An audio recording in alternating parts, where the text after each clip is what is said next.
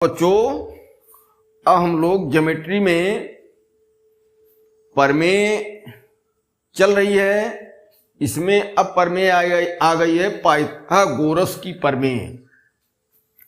Pythagoras की प्रमेय।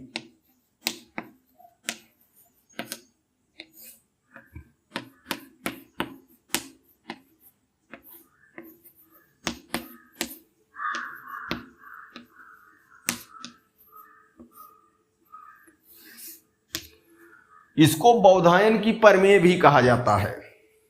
बौधायन भारतीय गणितज्ञ थे और पाइथागोरस यूनानी गणितज्ञ हैं।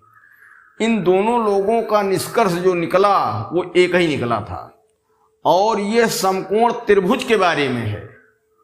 अन्य किसी त्रिभुज में पाइथागोरस की प्रमेय लागू नहीं होती है। इसमें समकोण त्रिभुज होना जरूरी है। अब इसकी साधारण प्रतिज्ञा हम लिख रहे हैं। किसी समकोण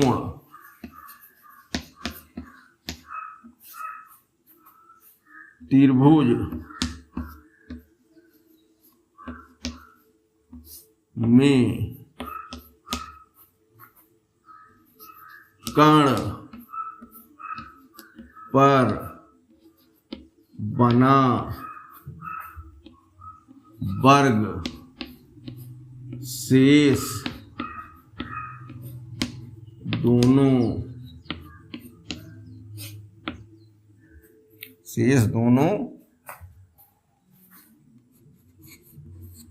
भुजाओं पर बने वर्गों के योग के बराबर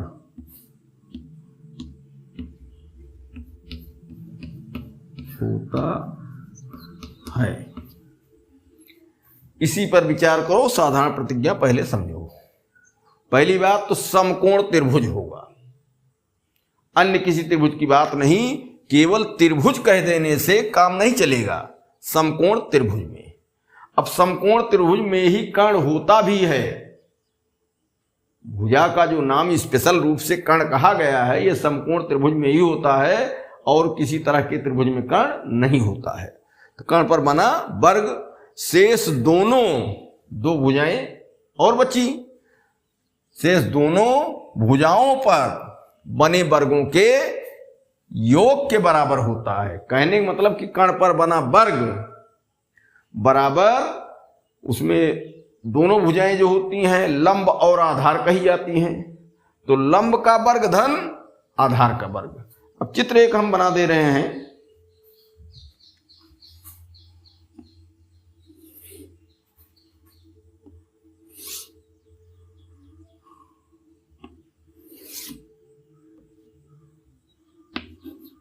ए बी सी, ये तो समकोण त्रिभुज एबीसी हो गया। इसमें कर्ण कौन है? एसी। कर्ण की पहचान क्या है? 90 अंश के सामने की भुजा। देखो, किसी भी त्रिभुज में भुजा की पहचान कोण के सहारे करते हैं और कोण की पहचान भुजा के सहारे करते हैं। त्रिभुज में कोण और भुजाएं होती हैं, तो अगर भुजा पहचानना है उसके लिए कोण का सहारा लेते हैं। वो आएगा जहां रहेगा, मतलब बताया जाएगा। और अगर कोण पहचानना होता है कि कौन सा कोण लें, तो भुजा के सहारे कोण को पहचानते हैं। तो इसमें समकोण के सामने भुजा होती है लंब, कर्ण। समकोण के सामने भुजा कर्ण। बची ये और ये दो शेष भुजाएं, इसमें ये लंब कही जाएगी, ये आधार।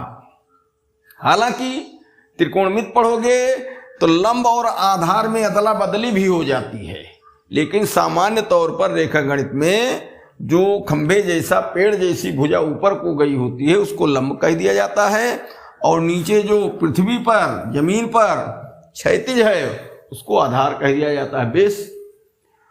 तो हम रेखागणित की बात करें तो ये समकोण त्रिभुज है, कर्ण एसी है। कर्ण एसी की पहचान समकोण के सामने की भुजा। ठीक, वो देखो देखने में ही लग रही है कि अकेले अकेले दोनों से बड़ी है। अगर कर्ण को देखा जाए तो वो लंब से बड़ा दिखाई दे रहा है, ऐसे साफ दिखाई दे रहा है। अगर आधार से तुलना की जाए तो भी बड़ा दिखाई दे रहा है। तो पाइथागोरस ने क्या किया, त्रिभुज के दोनों भुजाओं को अगर जोड़ो तो कर्ण से बड़ा हो जाता था। किसी भी त्रिभुज में दो भुजाओं का योग तीसरी से बड़ा होता है, ये नियम है त्रिभुज के लिए। अगर दो भुजाओं का योग तीसरी के बराबर है या छोटा है, त्रिभुज नहीं बनेगा। त्रिभुज में दो भुजाओं का योग अगर तीसरी भुजा से बड़ा है तब तो त्रिभुज बनेगा। अगर बराबर है या छोटा है, दोनों स्थितियों में त्रिभुज नहीं बनेगा। तो दोनों भुजाओं का योग इससे बड़ा निकलता है कर्ण से।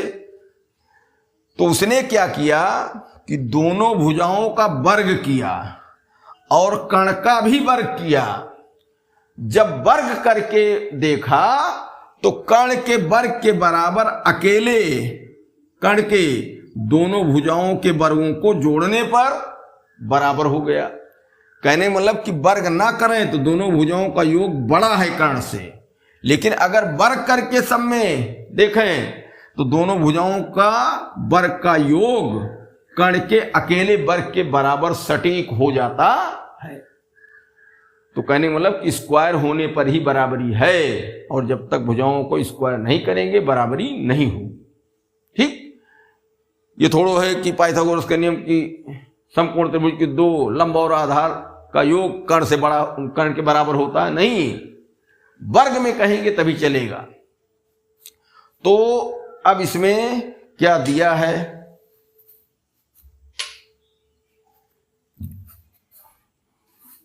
दिया है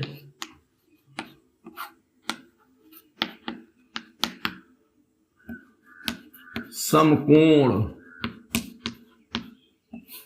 त्रिभुज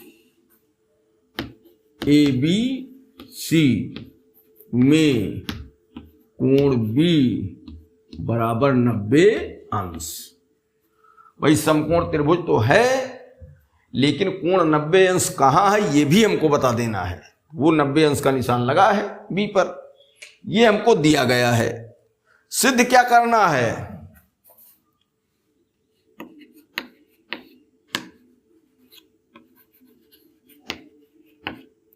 सिद्ध करना है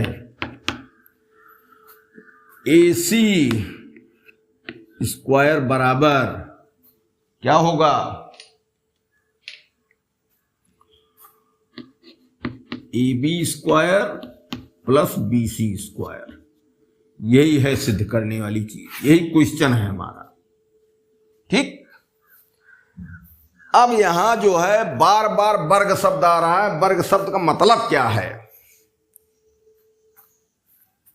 यहां लिखा गया AC स्क्वायर की घात 2 अर्थात AC का वर्ग, चाहे शब्द में लिखा जाए चाहे घात से लिख दिया जाए स्क्वायर। वहां यह भी कह सकते हैं कि कर्ण पर बना स्क्वायर शेष दोनों भुजाओं पर बने स्क्वायर के योग के बराबर होता है। तो चाहे वर्ग कहे चाहे स्क्वायर। अब स्क्वायर कब होता है, AC स्क्वायर है तो AC गुणे AC हुआ होगा। देख लो, अरे भाई AC गुणे AC बराबर AC स्क्वायर हुआ। ठीक, तो AC गुणे AC कब होता है, अर्थात एक ही भुजा का आपस में द्विबार गुणा कब होता है AC स्क्वायर बनने के लिए, बहुत पहले से पढ़ चुके हो, ध्यान दो उस पर। जब हम जो वर्ग बनाते हैं चौकोर जिसकी लंबाई चौड़ाई सब बराबर कोण 90 अंश, उसको वर्ग कहा जाता है। उसका क्षेत्रफल निकालने के लिए सूत्र था हमारे पास भुजा का वर्ग। भुजा का वर्ग अर्थात जो भुजा है उसको उसी भुजा के मान से गुणा कर दो। तो ये AC स्क्वायर है। इसका मतलब क्या, कोई वर्ग बना है चौकोराकृत जिसकी भुजा AC है और उसका क्षेत्रफल निकाला जा रहा है तो हो गया AC स्क्वायर। तो हम कह सकते हैं कि जो ये कर्ण है AC की जो लंबाई है, इसी लंबाई को लेकर के एक वर्ग बना दिया जाए, बोर्ड के बाहर तक जाएगा चौकोर, तो वर्ग एक आकृति बन गई। तो क्या उसका क्षेत्रफल निकालें। एक चौकोर जो आकृति बनेगी वर्ग वाली, उसका क्षेत्रफल, और क्षेत्रफल होता है भुजा का वर्ग, वहां हो गया। फिर AB स्क्वायर कहा गया है, तो AB लंबाई लेकर के यहां एक वर्ग इस तरीके से बना दिया जाए, ये भी एक चौकोर आकृति हो गई, इसका भी क्षेत्रफल होगा। फिर BC स्क्वायर कहा गया है, BC लंबाई लेकर के एक वर्ग नीचे बना दिया जाए, उसका भी क्षेत्रफल होगा, BC स्क्वायर हो गया। तो यहां जो वर्ग कहा जा रहा है वास्तव में कहा जाए वर्ग का क्षेत्रफल, वर्ग का क्षेत्रफल, एरिया। अब साधारण प्रतिज्ञा ये शॉर्ट में करने के लिए इसे लिखा जाता है, बाकी इसका अर्थ है किसी समकोण त्रिभुज में कर्ण पर बने वर्ग का क्षेत्रफल, कर्ण पर बने वर्ग का क्षेत्रफल शेष दोनों भुजाओं पर बने वर्गों के क्षेत्रफल के योग के बराबर। 3 क्षेत्रफल, एक AC के आधार पर वर्ग बनाया जाए, देखो काफी बड़ा बन रहा है, AC काफी बड़ी है, और 2 वर्ग AB और BC पर बनाए जा रहे हैं, 3 वर्ग बने। तो कहने का मतलब है कि AC पर जो वर्ग बनता है उसका क्षेत्रफल अकेले, AC पर बने वर्ग का क्षेत्रफल अकेले दोनों भुजाओं पर बने जो वर्ग हैं उनके क्षेत्रफलों के योग के बराबर है। अब जैसे AC पर बने वर्ग का क्षेत्रफल कितना है, मान लो 90 वर्ग सेंटीमीटर, तो दोनों पर वर्ग बनाओ और इनका क्षेत्रफल निकालो और जोड़ो, 90 वर्ग सेंटीमीटर होगा।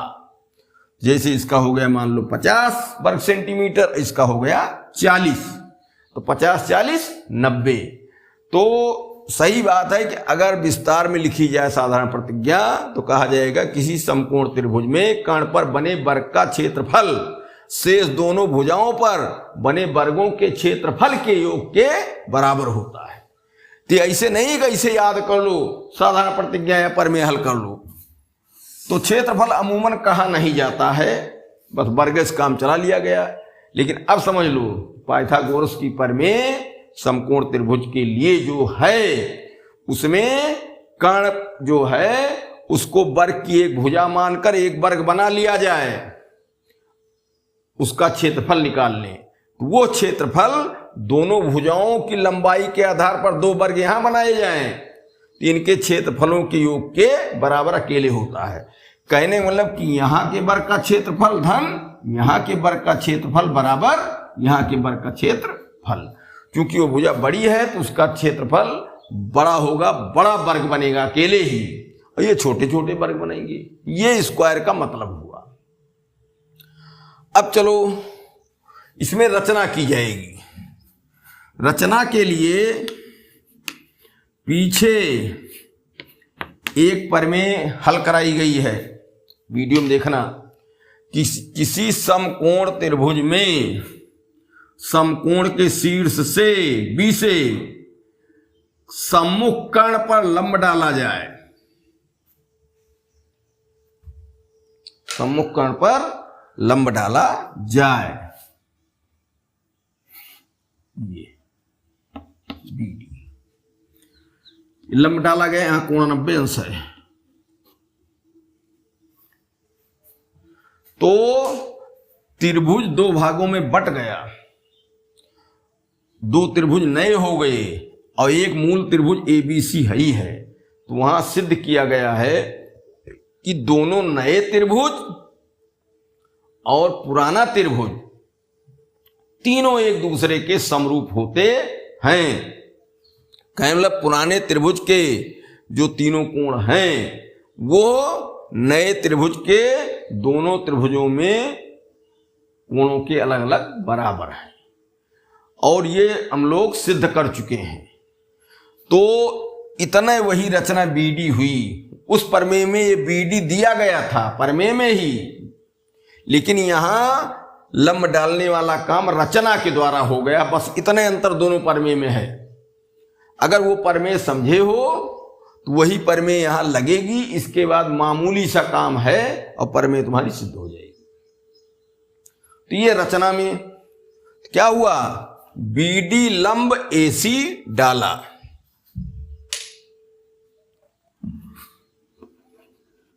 बीडी लंब एसी डाला, ठीक हो गया। अब उत्पत्ति,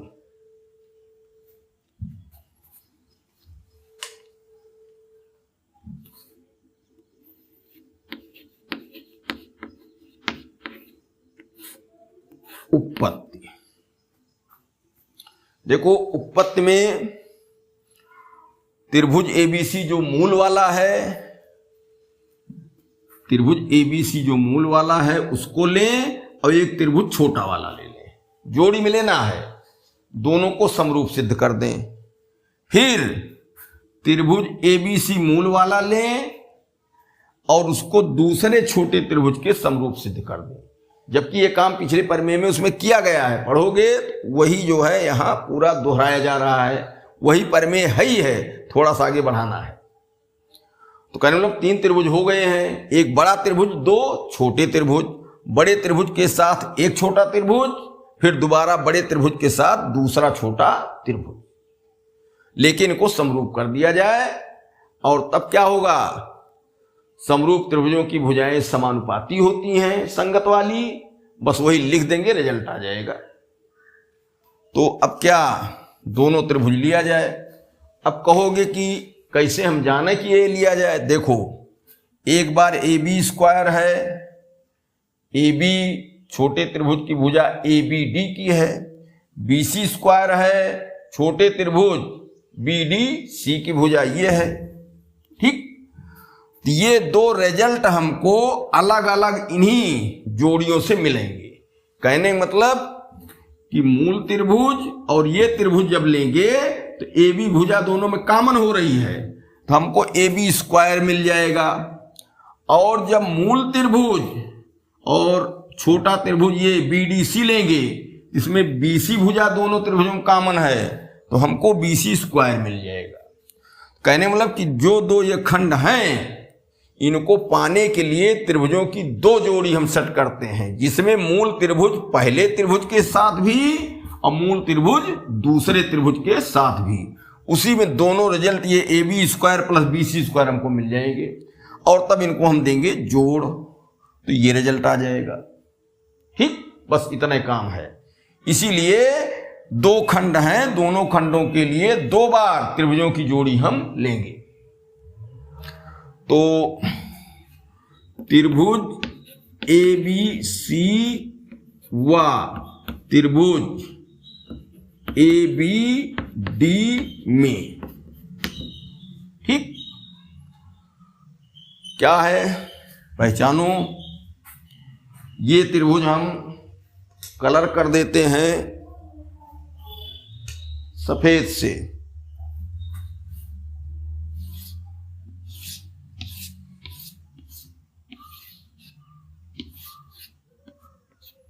ये हो गया। और यह त्रिभुज हम कलर कर देते हैं दूसरे रंग से,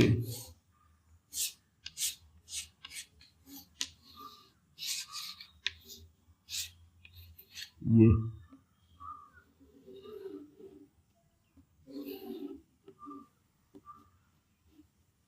ठीक। यहां कोण 1, यहां कोण 2। तो अब त्रिभुज एबीडी और मूल त्रिभुज एबीसी में ले रहे हैं। ध्यान से देखो, एक कोण दोनों में है, ए बी सी मूल में कोण आ गया, ए बी डी ये कोण ही आ गया। तो क्या हुआ, कोण ए बराबर कोण ए। 2 बार लिख दो या उभयनिष्ठ लिख दो, ये हो गया। फिर त्रिभुज ए बी सी में कोण ए बी सी, ये पूरा कोण पुराने वाले का, और त्रिभुज ABD में कोण एक जो यहां समकोण बना है, एक एक कोण समकोण भी हो रहे हैं, तथा कोण ABC बराबर कोण एक, वहां एक लिख देंगे 60 हो गया। ये क्या उभयनिष्ठ है, उभयनिष्ठ कोण। और ये क्या 90 अंश है। तो दोनों त्रिभुजों के दो कोण अलग अलग बराबर हो गए, ठीक, एक कॉमन और एक 90 अंश। दोनों त्रिभुज क्या हो गए, समरूप। जब दो त्रिभुजों में दो कोण अलग अलग बराबर होते हैं, तीसरा ऑटोमेटिक बराबर हो जाता है, उसको कहने की जरूरत नहीं है, तो दो कोण तक ही मामला लिया जाता है। इसलिए त्रिभुज ABC समरूप त्रिभुज ABD, ठीक। अब यही जो है इनका रिजल्ट ले लो, ABC लिए हो और ABD लिए हो तो AB स्क्वायर वाला रिजल्ट यही मिलेगा। अब ध्यान दो, यहां बहुत मुख्य बात होने जा रही है, इसलिए हमको क्या पाना है, AB स्क्वायर। तो AB स्क्वायर तब मिलेगा जब AB गुणे AB आएगी, और भुजाओं का अनुपात जब लिखते हैं तो बटा लिख के बराबर करते हैं। तो हम लिखने के लिए चालाकी कर रहे हैं, इधर कर दिए AB बटे नीचे छोड़ दिए बराबर, इसमें ऊपर छोड़ दिए, यहां लिख दिए AB। अब कहोगे ये क्या तरीका है भाई हम पहले बताए कि एक रिजल्ट एक जोड़ी से, दूसरा रिजल्ट दूसरी जोड़ी से। AB स्क्वायर हमको लाना है, दोनों समरूप हो गए तो क्या भुजाओं को समानुपात में लिख ही सकते हैं। तो हमने क्या किया कि AB स्क्वायर हमको लाना है, तो पहलवें हम एक में ऊपर एक में नीचे AB लिख लिए। अभी बताएं कैसे ये होगा, या इसमें नीचे लिख दो, इसमें ऊपर लिख दो, तो मिला कि AB स्क्वायर तिरछा गुणा करने पर बने, इसमें नीचे इसमें ऊपर कर दो, एक एक गैप रखो। अब देखो क्या होता है आगे यहीं से, और एक में समझ लो, दूसरे में अभी समझ लोगे आसानी से। तो क्या होने जा रहा है, AB ये भुजा है। अब इसको बताओ AB छोटे त्रिभुज की भुजा मानी जाए ABD की, कि ABC की बड़े त्रिभुज की। भाई ये भुजा कॉमन है दोनों में, तो छोटे त्रिभुज की भुजा मानी जाए कि बड़े त्रिभुज की, ये तय करना है। इसको तय करने के लिए कोई नियम नहीं है, सीधे चाहे आंख मूंद के कह दो कि छोटे त्रिभुज की भुजा है, चाहे कह दो बड़े त्रिभुज की भुजा है, कोई टेंशन नहीं। मान लो इसको कह देते हो छोटे त्रिभुज की भुजा है, तो ऊपर छोटे त्रिभुज की भुजा लिखी जा रही है, इसका मतलब तो नीचे बड़े त्रिभुज की भुजा लिखी जाएगी। ऐसे इधर भी जब इधर ऊपर छोटे त्रिभुज की लिख दिए हो, तो इधर भी ऊपर छोटे त्रिभुज की भुजा लिखी जाएगी और नीचे बड़े त्रिभुज की। और अगर इसको बड़े त्रिभुज की भुजा मानते हो तो ऊपर ऊपर बड़े त्रिभुज की भुजाएं रहेगी, नीचे नीचे छोटे त्रिभुज की भुजाएं रहेंगी। अब ये AB दोनों में पड़ती है, बड़े त्रिभुज में लोगे तो भी AB मिलेगी, छोटे त्रिभुज में लोगे तो भी AB मिलेगी। ठीक, बड़ा आसान है यहां, लेकिन एक के काम करो कि अपनी सीध सेट कर लो पहलवें। हो गया, मान लो छोटे त्रिभुज की भुजा है AB, तो AB छोटे त्रिभुज की भुजा है, त्रिभुज ABD की भुजा है, तो AB त्रिभुज ABD में समकोण के सामने की भुजा है। भाई छोटे त्रिभुज के ले रहे हो AB, तो छोटे त्रिभुज में जाओ, देखो ABD, तो कोण एक के सामने भुजा AB पड़ रही नहीं छोटे त्रिभुज में। अब कोण एक क्या है, समकोण है 90 अंश। इसका मतलब इसके नीचे समकोण के सामने की ही भुजा लिखेंगे बड़े त्रिभुज में। अब बड़े त्रिभुज में कोण ABC ये समकोण है, इसके सामने भुजा AC हुई, तो यहां क्या लिख देंगे, AC। चलो इधर काम हो गया। अब यहां नीचे AB लिखे हैं, तो नीचे बड़े त्रिभुज की भुजाएं लिखी जा रही हैं, तो बड़े त्रिभुज की भुजा कौन है? AB कोण C के सामने भुजा है। और पिछली प्रमेय में सिद्ध करवाया गया है कि कोण C बराबर कोण यहां होगा 2 1 ये 3। ठीक, तो इसका मतलब क्या हुआ कि बड़े त्रिभुज नीचे वाली भुजा है, कोण C के सामने भुजा है और C के बराबर कोण कौन है? 3। तो अब छोटे त्रिभुज में कोण 3 के सामने भुजा क्या हुई? AD। तो यहां हो गई AD। बस अब तेरे गुणा कर लो। इसलिए तिरछा गुणा में क्या हुआ? AB स्क्वायर बराबर AC इंटू AD, समीकरण 1। आधा काम हो गया, AB स्क्वायर पा गए। अब फिर पुनः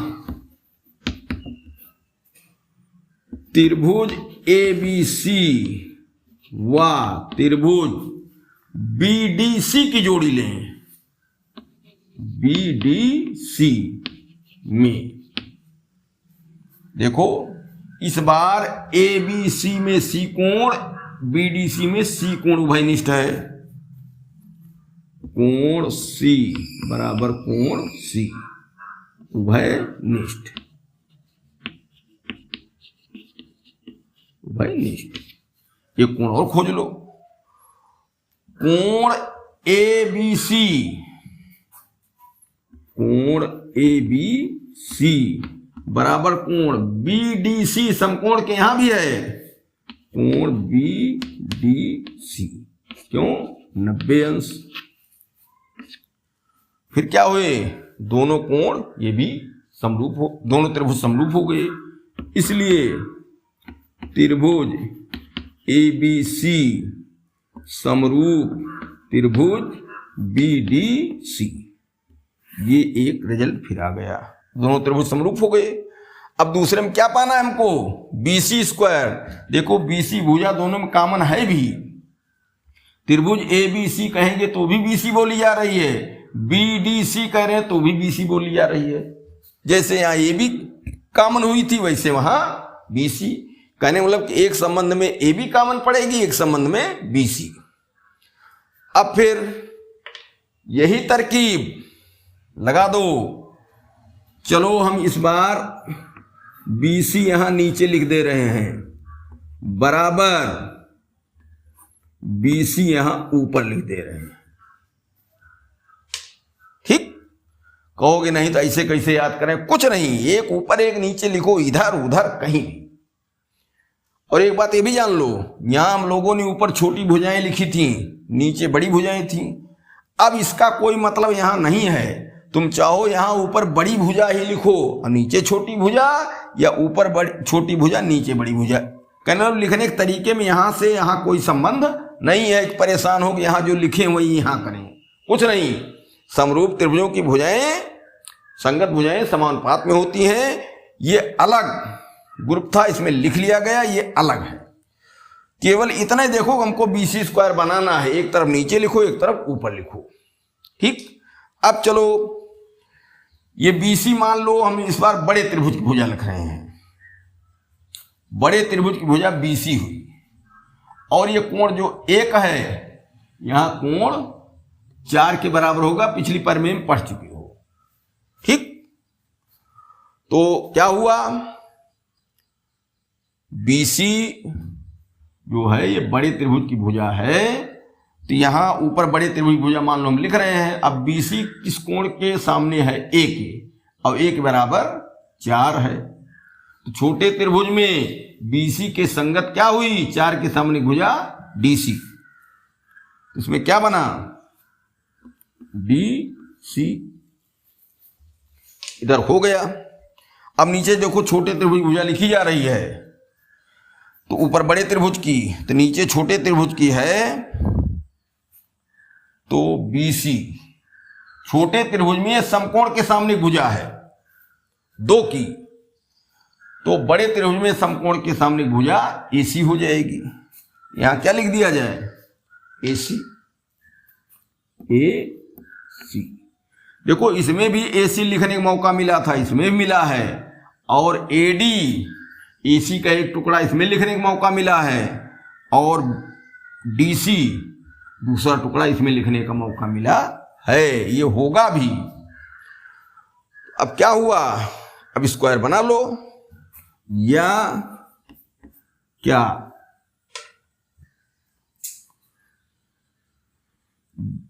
BC स्क्वायर बराबर AC इंटू DC, समीकरण 2। अब दोनों तुम्हारे आ गए हैं, दोनों समीकरण जोड़ दो, रिजल्ट आ जाए। समीकरण 1 धन समीकरण 2, तो क्या हुआ यहां, AB स्क्वायर धन BC स्क्वायर बराबर इसका AC into AD plus AC into DC। भाई जोड़े, स्क्वायर वाले पक्ष एक तरफ, और ये पक्ष और ये पक्ष एक तरफ। अब देखो इसमें AC कॉमन है, AC कॉमन ले लो, तो AD plus DC, AD plus DC कहां है, देखो AD प्लस DC, ये भी जुड़ के AC बना रहे हैं। AD प्लस DC जुड़ के एक एसीएत बना रहे हैं। एक AC पहले आ चुका है, वहां भी AC आ गया, तो AC इंटू AC बराबर AC स्क्वायर सिद्ध हो गया। यहां लिख दो AB स्क्वायर धन BC स्क्वायर, बस बात हो गई। अब इसमें फिर से सुन लो, क्या हम लोगों ने किया है कि समकोण त्रिभुज लिया है, समकोण त्रिभुज में BD लंब डाला गया, दो छोटे त्रिभुज बन गए, लेकिन वो भी समकोण, तीनों त्रिभुज समकोण हैं। पिछली परिमेय में हम लोगों ने क्या किया था, मूल त्रिभुज और दोनों छोटे त्रिभुज सबको समरूप सिद्ध कर दिया। वही काम यहां भी किए, एक बार यहां समरूप सिद्ध किए तो एक रिजल्ट लिखे, क्योंकि आगे बढ़ना है। रिजल्ट लिखने का तरीका हमने बता दिया, देखोगे बार बार वीडियो समझ में आ जाएगा। फिर दूसरी जोड़ी लिए, उसको भी समरूप कर लिए, कोण जो जिसके बराबर है लिख भी दिया गया। तो दूसरा ये रिजल्ट के लिए लिख लिया गया समरूप त्रिभुजों की संगत भुजाओं का अनुपात, ठीक। और जो बनाना है निशाने पर जान रहे हैं, दो समीकरण बन गए, दोनों समीकरणों को जोड़ दो। भाई दोनों जोड़े गए हैं इसमें, तो दोनों को जोड़ दो। दिखाई पड़ रहा साफ साफ क्या करने में फायदा है। समीकरणों को जोड़ दिया गया और गणना छोटी सी है, रिजल्ट आ गया। देखो पढ़ते हो, चाहे मैथ पढ़ो, फिजिक्स पढ़ो, केमिस्ट्री पढ़ो, कुछ पढ़ो, जब समीकरण आते हैं क्वेश्चन हल करते समय, तो उस समय तय होता है कि समीकरणों को जोड़ें या घटाएं या गुणा करें या भाग करें। जो सिद्ध करने वाली चीज है उसको देखते हैं।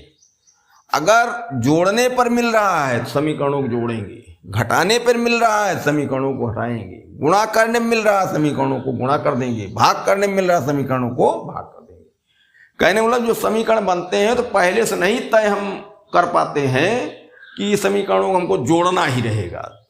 समीकरण जब आ जाते हैं तो जो सिद्ध करने वाली बात है उस पर ध्यान लगाते हैं, देखते हैं, जिस क्रिया से ये हमारा रिजल्ट प्राप्त होता है वही क्रिया समीकरणों में कर देते हैं। जोड़ घटाव गुणा भाग वर्गमूल वर्ग कुछ भी, ठीक। इस तरीके से ये प्रमेय हुई, और ये प्रमेय बहुत आसान है। पिछली प्रमेय के आगे केवल थोड़ा सा बढ़ा गया है। पिछली प्रमेय पढ़ के सेट कर लो, फिर इसमें आगे बढ़ जाओगे। कोई बात नहीं समझ में आएगी तो कमेंट में उसमें लिख दो।